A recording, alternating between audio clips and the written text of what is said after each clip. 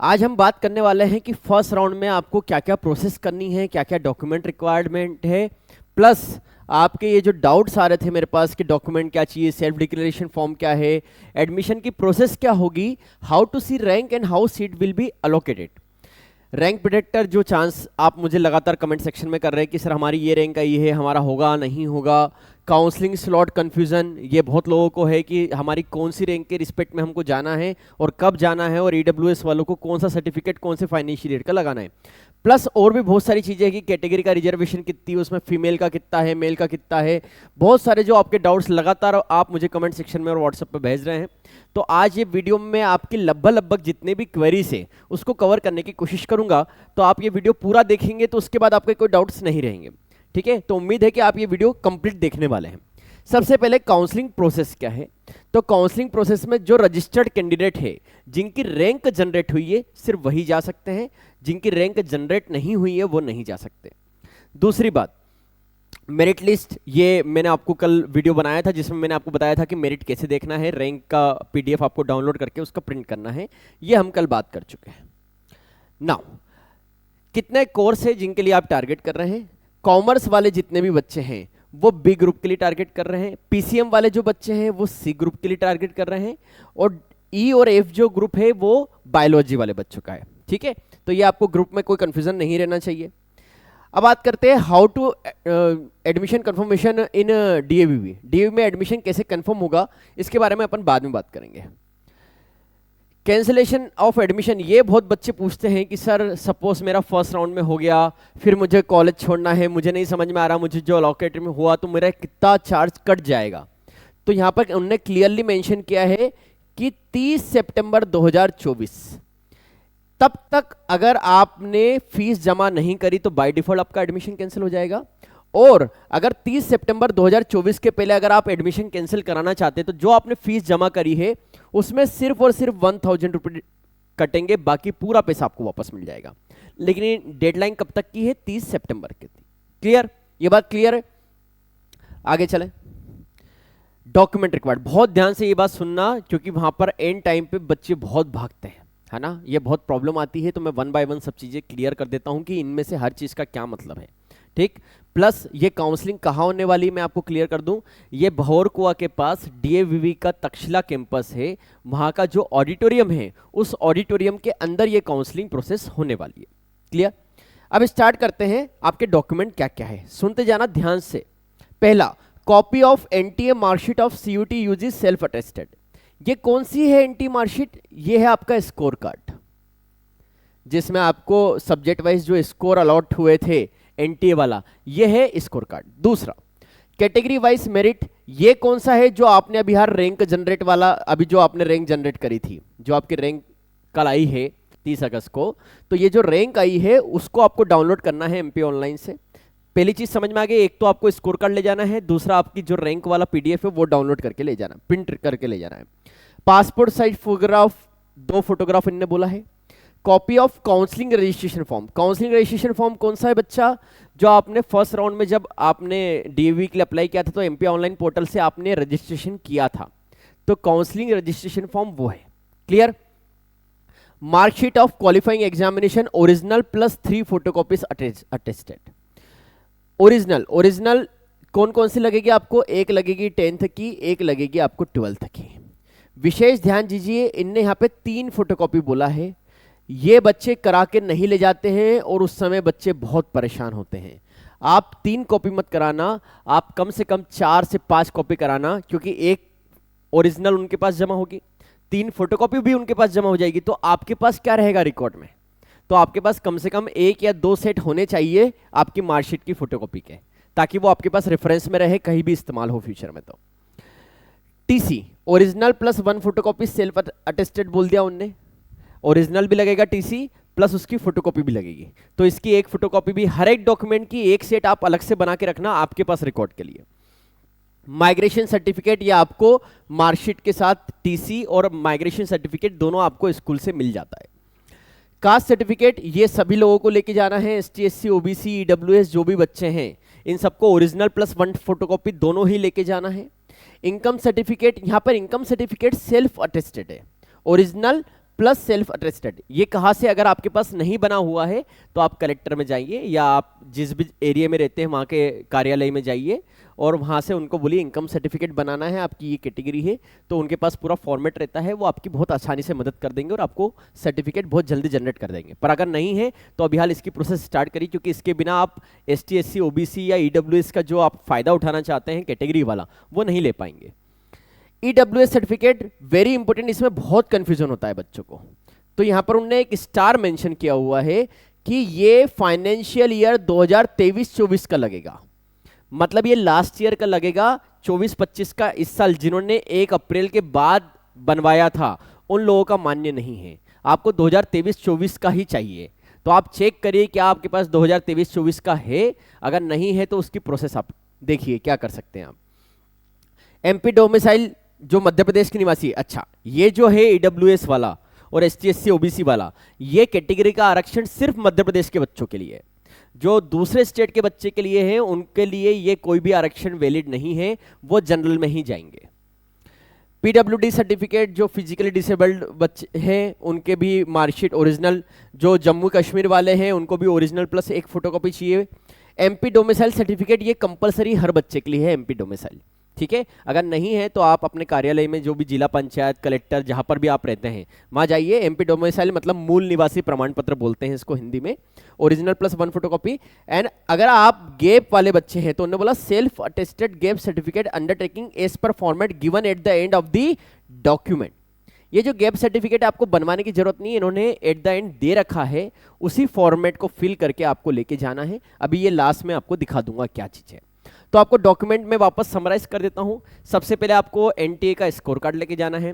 दूसरा एक काम और करना, आप रजिस्ट्रेशन जो आपने NTA को जब अप्लाई किया था ना, सबसे पहले जब आपने अप्लाई किया था CUET के लिए, तो वो वाला रजिस्ट्रेशन फॉर्म की भी फोटोकॉपी लेके जाना। तीसरा DAVV की मेरिट की फोटोकॉपी लेके जाना। चौथा आपने जो DAVV के लिए रजिस्ट्रेशन किया था फर्स्ट राउंड में उसकी भी कॉपी लेके जाना। उसके अलावा ST SC OBC EWS के आप कैटेगरी के बच्चे हैं तो उनका आपका पूरा सारे सर्टिफिकेट लेके जाना है। इनकम सर्टिफिकेट, फिर उसके बाद आपका मूल निवासी MP डोमिसाइल लगेगा, प्लस ये कंडीशंस आपने देख रही है, प्लस आपका कास्ट सर्टिफिकेट लगेगा, TC माइग्रेशन और मार्कशीट ये आपको स्कूल से मिली जाएगी। और ये जो स्पेशल लोग हैं JNK या PWD वाले, ये भी अपने अपने सर्टिफिकेट लेके जाएंगे। और गैप सर्टिफिकेट लास्ट PDF पे दे रखा है, उसको प्रिंट करा के आपको फिल करके लेके जाना है। और यहाँ पे सेल्फ अटेस्टेड बोला है, सेल्फ अटेस्टेड मतलब यहाँ पर किसी भी अथॉरिटी की रिक्वायरमेंट नहीं। अब आते हैं कहाँ जाना है सर। सबसे बड़ी प्रॉब्लम यही है कि सर हमारे जब हमने देखा तो हमारे पास तो 4 रैंक है और यहाँ पर तो OO लिखा है। तो मैं थोड़ा सा आपको सब चीज़ें क्लियर कर देता हूँ आज। इसमें मैं आपको कैटेगरी भी क्लियर कर देता हूँ, तो आपको आज के बाद पता भी रहेगा कि कितना आपके पास सब चीज़ें हैं। देखिए ध्यान से सुनिएगा मेरी बात। मैंने ये पूरा रिजर्वेशन चार्ज बना रखा है जो DVV आपको अभी प्रेजेंट में दे रही है एडमिशन के टाइम पे। ये सीटें रिजर्व्ड है, ठीक है, इतनी इतनी कैटेगरी में, उसमें भी फीमेल मेल की अलग अलग है। ये सब क्या चीजें होती है बहुत ध्यान से समझना, क्योंकि काउंसलिंग में यही इश्यू आने वाला है आपको। अब सुनो मेरी बात ध्यान से। सबसे पहले जो जनरल के बच्चे हैं उनको जनरल नहीं बोला जाता, उनको बोला जाता है अनरिजर्व्ड। तो ये URO का मतलब होता है अनरिजर्व्ड ओपन, URF का मतलब होता है अनरिजर्व्ड फीमेल, ठीक। UR ओपन का मतलब ये होता है कि ये ओपन में मेल और फीमेल दोनों एडमिशन ले सकते हैं जितनी भी सीटें हैं। और फीमेल का मतलब ये होता है कि इसमें सिर्फ फीमेल एडमिशन ले सकती है। प्लस जब आपकी काउंसलिंग होगी ना, हमेशा ओपन वाली सीटें पहले भरा जाती है। इसमें मेल और फीमेल हो सकता है कि इसमें पूरी की पूरी फीमेल आ जाए जिनकी रैंक आपसे ज़्यादा हो और उसके बाद आपका नंबर आए, लेकिन आप एडमिशन नहीं ले पाएंगे क्योंकि उसके बाद वाली जो सीट्स रहेगी वो फीमेल के लिए रिजर्व रहेगी। तो ये एक थोड़ा सा DAV में प्रॉब्लम है कि सबसे पहले वो मेल और फीमेल दोनों को मौका देते हैं। ये सीटें खत्म होने के बाद ये सीटें भराना शुरू होती है। ऐसा नहीं करते कि ये फीमेल को इधर एडजस्ट करेंगे, ऐसा नहीं करते वो लोग, ठीक है। तो ये एक थोड़ा सा फीमेल के लिए एडवांटेज जाता है। EWS category economic weaker section, इनका 10% रिजर्वेशन है। इसमें मेल फीमेल का कोई इशू नहीं है, सब EWS में मेल और फीमेल बराबर है। उनका दोनों में से जिसकी रैंक ज्यादा है वो एडमिशन ले सकता है। ST कैटेगरी वाले जो बच्चे हैं उनका 10% रिजर्वेशन है, DAV के द्वारा 20% रिजर्वेशन है। 20% में से 15% मेल और फीमेल के लिए है और 5% फीमेल के लिए अलग से और है।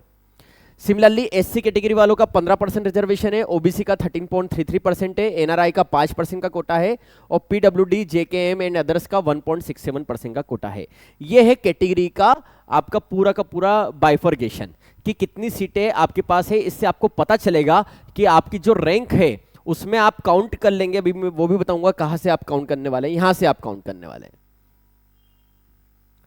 ये देखिए आप, अगर मैं बी ग्रुप की बात करता हूं तो बी ग्रुप में इतने कोर्स है जिनके लिए आपने अप्लाई किया था।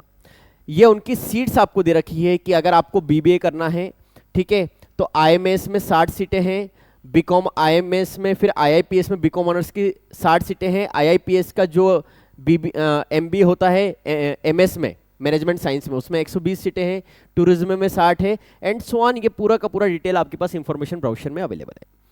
इतनी सीटें हैं, ठीक। फीस का मेरे से बच्चे बहुत पूछ रहे थे कि सर किस डिपार्टमेंट की फीस कितनी है, तो वो मैं क्लियर कर देता हूं।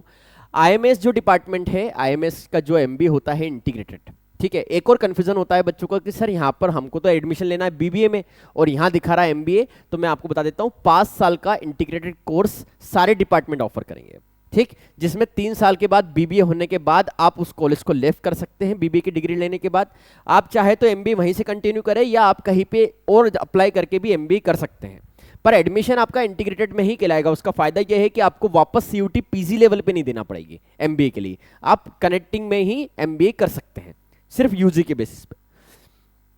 आईएमएस की फीस 69,000 और 72,000 एमबीए की फीस रहेगी लास्ट के 2 साल में। जो आईआईपीएस का बीकॉम ऑनर्स है उसकी फीस 56,500 रुपये है। आईआईपीएस का जो मैनेजमेंट साइंस जो सबसे क्रीम कोर्स है उसकी फीस सबसे ज़्यादा है आईआईपीएस की 86,500। जो आपका एमबीए टूरिज्म में है उसकी फीस 62,500 है। स्कूल ऑफ कॉमर्स, बीकॉम की फीस बहुत कम है, ध्यान रखिए। स्कूल ऑफ कॉमर्स में जो बीकॉम है उसकी फीस, और ये जो फीस है ना ये ईयरली है, जिसमें आपको अभी 50% फीस देना रहेगी जब आपका एडमिशन होगा, ठीक है। वो मैं बताता हूं कब देना रहेगी और कैसे देना रहेगी, ठीक है। 30,000 बीकॉम की फीस है, एमबीए फॉरेन ट्रेड की 41,000 है, बीए ऑनर्स की 47,300 है, बीए एलएलबी की 40,000 है, एंड सो ऑन, ठीक है। ये है फीस स्ट्रक्चर।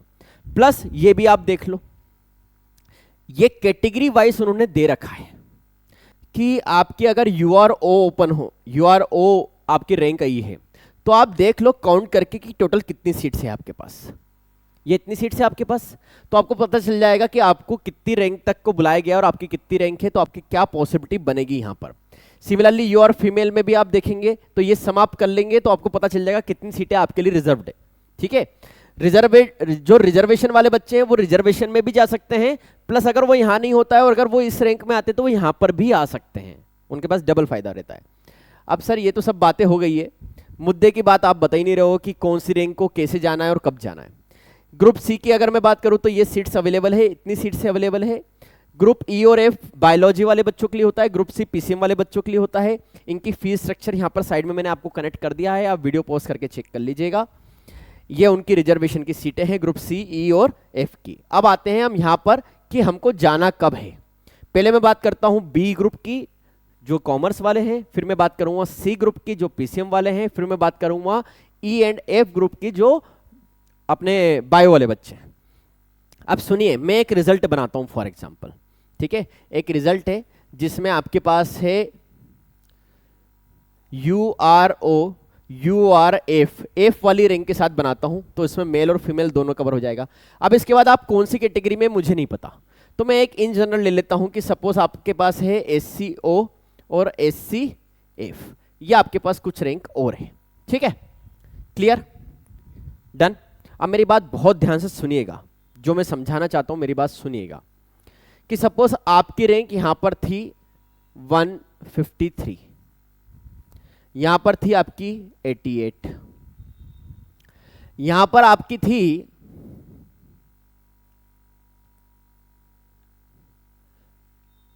342 और यहां पर थी 160, 186, कुछ भी ले लो। अब सर मुझे जाना कब है, मुद्दा ये बताइए आप। तो ध्यान रखिए यहां पर जितनी भी आपकी कैटेगरी है उसमें सब में ओ लिखा हुआ है। ओ का मतलब क्या है, ओपन रैंक काउंट होगी, फीमेल वाली रैंक काउंट नहीं होगी। आपको ओपन रैंक के रिस्पेक्ट में जाना है। दूसरी बात, सपोज आपके पास एससीओ की रैंक कितनी है 153, इस बार तो उन्होंने सारे लोगों को वन शॉट में बुला लिया, अलग अलग टाइम नहीं दिया कि एससीओ वाले जितने भी बच्चे हैं 1 से लेके 188 रैंक तक के, उन सबको 11 बजे उनने एक ही बार में बुलाया है। अब कुछ बच्चे ऐसा बोल सकते हैं कि सर हमारी यहां पर रैंक है 200 और यहां पर हमारी रैंक है 150, तो क्या हम जा सकते हैं? तो आप नहीं जा सकते हैं, क्योंकि उन्होंने एससीओ ओपन रैंक के रिस्पेक्ट में बुलाया है, फीमेल रैंक के रिस्पेक्ट में नहीं बुलाया है। तो आप यहां पर नहीं जा सकते, मतलब कैटेगरी की रैंक में आप नहीं जा पाएंगे, तो आपको कहां जाना पड़ेगा? आपको फिर यूआरओ वाली रैंक में जाना पड़ेगा। अब एक और चीज, किसी की रैंक है 342 यूआरओ में और किसी की रैंक है यूआरएफ 186, तो आप कहां जाएंगे? तो आप जाएं यहां पर यूआरओ, कहां पर है? Open rank. ओपन रैंक का मतलब यह है कि ये यूआरओ रैंक है, अनरिजर्व्ड ओपन, ठीक है। यूआरओ का मतलब होता है अनरिजर्व्ड ओपन, मतलब ये रिजर्वेड नहीं है, इसमें कोई भी जा सकता है, किसी भी कैटेगरी का बच्चा, बस वो इस रैंक पे लाई करना चाहिए। अब आप 1 से 300 वाले बच्चों को 10 सितंबर को बुलाया है 9 बजे रिपीटिंग में। अब मेरी बात ध्यान सुनो, सर आपकी रैंक है 342 लेकिन यहां पर रैंक है 186, तो आप कौन से वाले स्लॉट में जाएंगे? सर आप ये वाले स्लॉट में नहीं जाएंगे, क्योंकि ये फीमेल की रैंक है, आपको बुलाया है ओपन रैंक के रिस्पेक्ट में। तो आप 342 रैंक है, तो आपको कहां जाना पड़ेगा? ये वाले स्लॉट में जाना पड़ेगा।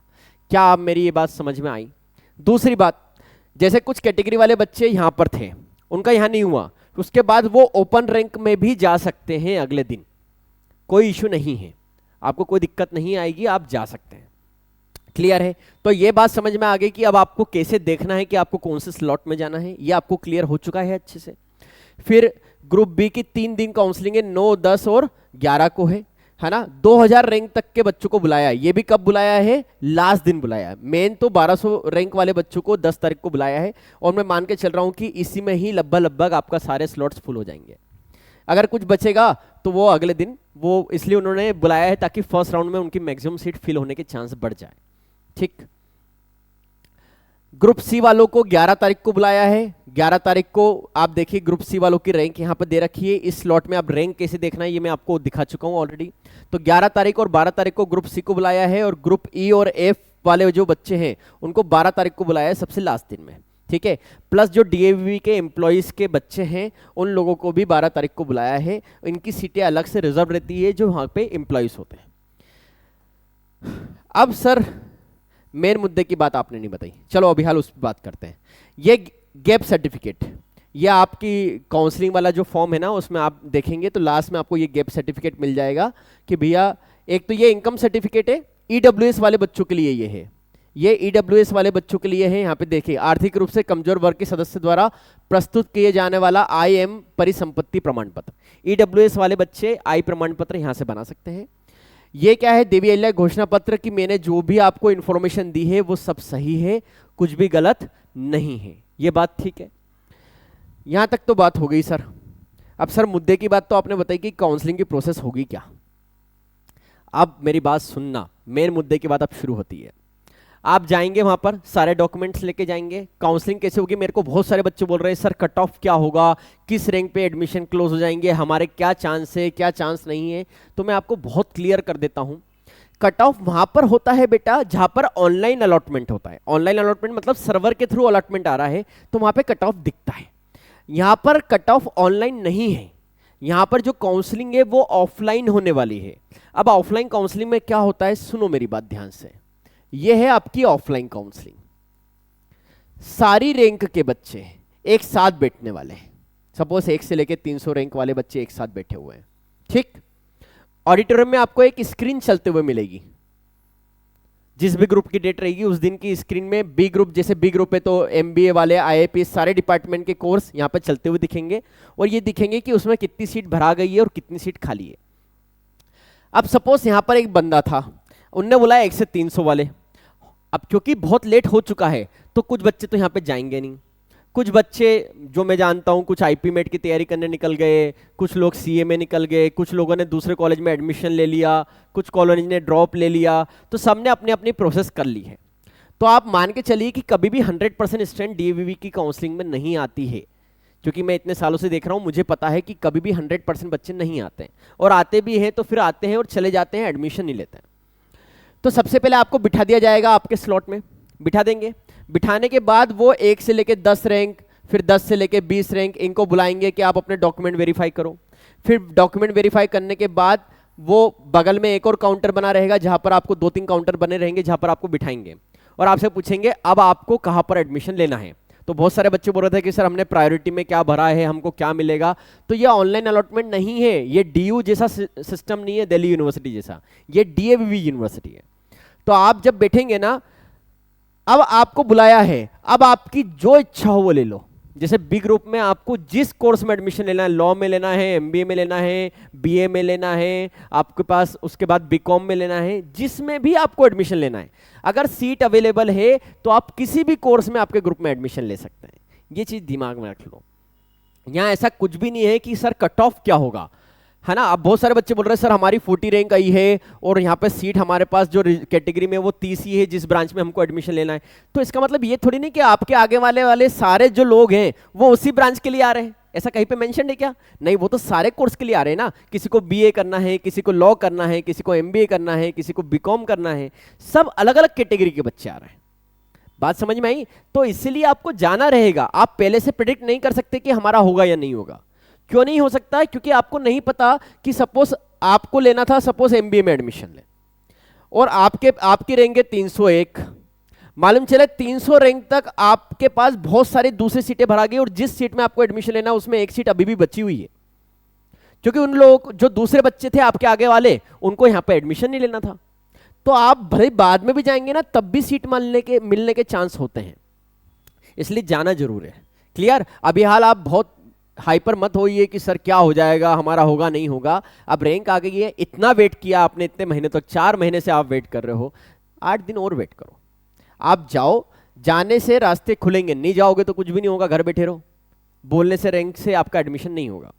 दूसरी बात, जब आपने बोल दिया कि मुझे इसमें एडमिशन चाहिए, तो वो आपसे क्या मांगेंगे? वो आपसे सिर्फ डॉक्यूमेंट मांगेंगे।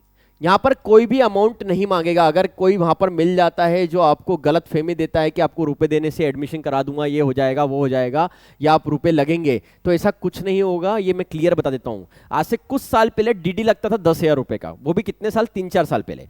अब डीडी का सिस्टम इनने बंद कर दिया। अब आपको सीधा बोला जाएगा कि आप अपने डॉक्यूमेंट जमा करो, आपको एक लेटर मिलेगा जिसमें आपका एडमिशन की प्रोसेस कंफर्मेशन दिखेगी। वहां पे ये जो लेटर मिलेगा इसमें मेंशन रहेगा कि आपको कौन से कोर्स की कौन सी सीट अलॉट हुई है, प्लस इसमें यह भी मेंशन रहेगा कि आपको कितनी फीस भरना है। फीस कितनी भरना रहेगी? 50%, जो भी फीस है उसका 50%, प्लस आप 7-8 हज़ार रुपये एक्स्ट्रा मान के चलिए। ये 7-8 हज़ार क्या है, जिसमें क्वेश्चन में नहीं आ गई, यूनिवर्सिटी रजिस्ट्रेशन फीस आ गई, बहुत सारी जो फर्स्ट ईयर में फीस लगती है वो आप मान के चलिए। तो आप जिस भी डिपार्टमेंट को टारगेट करके चल रहे हैं तो आप मान के चलिए कि आपको कितना रुपए का अरेंजमेंट रखना है। ये आपको उस दिन नहीं देना है, उसके बाद वो कम से कम 7 डे का टाइम आपको देते हैं, 5 से 7 दिन का वो एक समय देते हैं। वो आपको बताएंगे कि कब तक आपको ये फीस भरना है। ये फीस कैश जमा नहीं होती, ये फीस भी वो बताएंगे कि कैसे जमा करना है। ऑनलाइन जमा करने का पोर्शन होता है जिसमें आपको एनईएफटी के थ्रू जो यूनिवर्सिटी है उसके अकाउंट में आपको रुपए भेजने होते हैं। क्लियर है? तो ये प्रोसेस समझ में आ गई कि एडमिशन की फीस कब भरना है। एडमिशन की फीस एट द डे नहीं भरना है जिस दिन काउंसलिंग हुई, उसके साथ से मतलब जो भी वो 5-7 दिन जो भी आपको टाइम देंगे वो लिख के देंगे बाकायदा कि कितनी फीस भरना है और उसमें क्या क्या फीस इंक्लूडेड है। तो आपको ये क्लियर भी हो गया कि आपको जाना है, जाने के बाद एडमिशन कैसे होगा। एडमिशन के पहले आपकी रैंक आगे है या पीछे इससे कोई फर्क नहीं पड़ता, क्योंकि आपको नहीं पता आगे वाले बच्चे किस कोर्स में एडमिशन लेना चाहते हैं। ये क्लियर? प्लस आपको कोई रुपए लेने आने की जरूरत नहीं पड़ेगी, क्योंकि वहां पर सिर्फ और सिर्फ आपसे डॉक्यूमेंट लिए जाएंगे, रुपए जमा करने के लिए आपको बाद में टाइम दिया जाएगा। तो यहां तक ये डाउट्स भी आपके क्लियर हो चुके हैं। उम्मीद है कि अब इसमें कोई डाउट नहीं बचा किसी भी बच्चे का। अब आपको यह भी पता चल गया है कि आपकी रैंक क्या है, उसमें आपको कैटेगरी की रैंक, जैसे कुछ बच्चों को अभी भी ये हाल है कि सर आप तो बताओ हमारा होगा कि नहीं होगा। तो आप एक काम करो, आप जैसे जनरल के बच्चे हो तो आप जनरल की सारी सीट्स निकाल लो, कैटेगरी की सीट्स निकाल लो। अब उसमें से ये जितने कैटेगरी वाले बच्चों को बुलाया है ना, जैसे मैं एक ब्री ग्रुप का एग्जांपल देके बताता हूं आपको, ये जितने कैटेगरी वाले बच्चे हैं ये सब वो लोग हैं जिनकी जनरल में भी रैंक आई है। तो ये सारी रैंक को माइनस कर दो आपकी रैंक में से। क्या बोला, समझ में आया? क्योंकि वो लोग तो इधर जाने वाले हैं, जनरल में तो नहीं आने वाले हैं, तो ये लोग पहले ही चले गए। तो आपकी जो भी रैंक है, अब हो सकता है किसी की रैंक आपसे पीछे भी हो और किसी की रैंक आपसे आगे भी हो, तो कम से कम आप ये मान के चलो कि 50% बच्चे ऐसे होते हैं जिनकी रैंक आपसे कम रहेगी जनरल में। इसमें 50% बच्चे ऐसे होते हैं जिनकी रैंक कम होती है, तो 50% ये जो टोटल बुलाया है इनका सम करके 50% करके माइनस कर लो आपकी जनरल की रैंक में से, ठीक है। हाँ, 300 में से मत माइनस करना, मैं बात कर रहा हूँ 1000 से ऊपर वालों के लिए, ठीक है। जो 1 से 300 वाले हैं उनको तो कोई टेंशन नहीं, उनको तो सब मिल जाएगा, मतलब मैक्सिमम चीजें मिलने के चांस होते हैं उनको। क्लियर? तो मेरे हिसाब से मैंने आपके सारे डाउट्स क्लियर कर दे कि काउंसलिंग प्रोसेस क्या है, रैंक कैसे पता चलेगी, जाने के बाद क्या प्रोसेस फॉलो करना है और आपको क्या क्या करना है। उसके बाद भी अगर आपके कोई डाउट रह गए हैं तो आप मुझे कमेंट सेक्शन में मैसेज कर सकते हैं। प्लस अभी मैंने वीडियो डाला था तो बच्चे लगातार कॉल कर रहे हैं और सीधा कॉल करके मुझे बोल देते हैं कि सर अब बताओ मेरा होगा या नहीं होगा। आपको ये नहीं पता है मेरी दिन भर क्लासेस होती है, पूरे मध्य प्रदेश से, यूपी से, बिहार से, हर जगह से मुझे गाँव गाँव से फ़ोन आ रहे हैं, तो मैं एट ए टाइम कितने लोगों को रिस्पॉन्स कर सकता हूँ। प्लस वो ये भी नहीं बताते कि किस लिए कॉल किया, सीधा बोलते हैं कि मेरी इतनी रैंक है, आप बताओ क्या करना है। तो एक तरीका होता है, अगर आप मुझसे कंसल्ट करना चाहते हैं तो बाकायदा ये मेरा जो व्हाट्सअप नंबर है जो मैंने आपको बता रखा है, उस नंबर पे आप मुझे सबसे पहले आपका एप्लीकेशन फॉर्म, आपका स्कोर कार्ड और आपकी रैंक, ये सब आप मुझे शेयर करेंगे और आपकी जो भी क्वेरी है वो मैसेज करेंगे और आप वेट करेंगे जब मैं फ्री होऊंगा तभी रिप्लाई कर पाऊंगा। ऐसा थोड़ी नहीं आपने मैसेज करा मैं उस समय फ्री बैठा हूं आपके लिए, मेरे भी तो लेक्चर्स होते हैं। क्लियर है? प्लस जैसा कि मैंने हर बार कमिटमेंट करता हूं कि मैं पढ़ाता हूं तो रैंक्स निकलती है, तो रिजल्ट्स वैसे मैंने यूट्यूब पे भी अपलोड कर दिया, आप देख सकते हैं। ये रैंक्स जनरेट हो चुकी है मेरी, इस साल भी लगातार मैंने ऑल इंडिया रैंक्स जनरेट करी है, अंडर 100 में मल्टीपल रैंक्स। तो इस तरह की ये सब के वीडियोस अभी हाल आपको नेक्स्ट वीक में, नेक्स्ट मंथ में आपको इन सब के डिटेल टेस्टिमोनियल्स भी मिल जाएंगे और ये सब में से आपको बहुत सारे बच्चे वहाँ पर आपको काउंसलिंग में भी दिखने वाले हैं। क्लियर है? ये मेरा व्हाट्सअप नंबर है 9977002704। अगर आपको कोई भी क्वेरी है तो आप प्रॉपर तरीके से जैसे मैंने बोला उसी तरह से आप मुझे मैसेज करेंगे। कोई भी मुझे डायरेक्ट कॉल नहीं करेगा, नहीं तो कि मैं आपकी मदद नहीं कर पाऊंगा क्योंकि मैं इतने कॉल्स रिसीव नहीं कर सकता। क्लियर? प्लस जिन बच्चों को लग रहा है कि सर डीएवी के अलावा हमारे को कोई बैकअप प्राइवेट कॉलेज जो गवर्नमेंट यूनिवर्सिटी अफिलेटेड कॉलेजेस हैं जो बेटर हैं, जिनमें आप हमारी मदद कर सकते हैं, अगर यहाँ पर नहीं होगा तो हम कहाँ पर बैकअप प्लान करें, तो वो उसके लिए भी मैं आपको सपोर्ट कर सकता हूँ। पर प्रोसेस यही रहेगी, आपको मुझे व्हाट्सएप पर मैसेज करना रहेगा, देन मैं फ्री होकर आपको अपडेट करूँगा। क्लियर है? इसके बाद भी अगर आपको कोई भी डाउट रह गए हैं तो आप मुझे कमेंट सेक्शन में मैसेज करिए। प्लस वीडियो को लाइक करिए, शेयर करिए सारे बच्चों के साथ और सब्सक्राइब जरूर करिए चैनल को, क्योंकि अभी हाल काउंसलिंग से रिलेटेड जितने भी क्वेरीज आपके आने वाली है सब पे मैं वीडियो बनाने वाला हूँ और हर एक चीज़ आपको क्लियर करने वाला हूँ। क्लियर है? तो उम्मीद है कि आपको ये वीडियो समझ में आ गया है और आपको पूरी प्रोसेस समझ में आ गई है कि काउंसलिंग की प्रोसेस क्या होती है। Thank you so much for watching, और आपकी कोई भी क्वेरी है तो आप मुझे मैसेज करिएगा।